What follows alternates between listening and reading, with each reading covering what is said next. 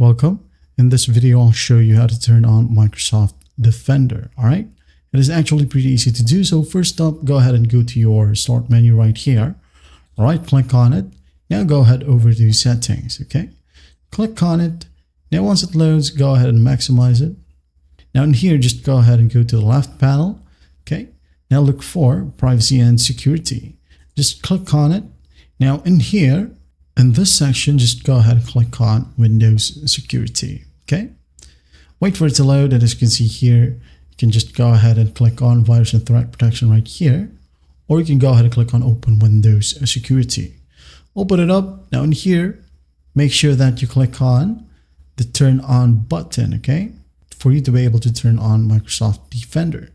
Click on it, and there will be a pop-up. Just click on Yes, okay. Wait for it.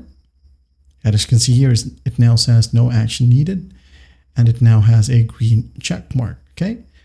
Now, if you want to disable it in the future, for example, you're installing some kind of sussy applications or games, you know what I mean? You can go ahead and go to Virus and Threat Protection right here, Manage, and then just go ahead and turn off real-time protection, okay? And that's basically how you do it. Well, I hope this video helps, and I'll see you in the next one.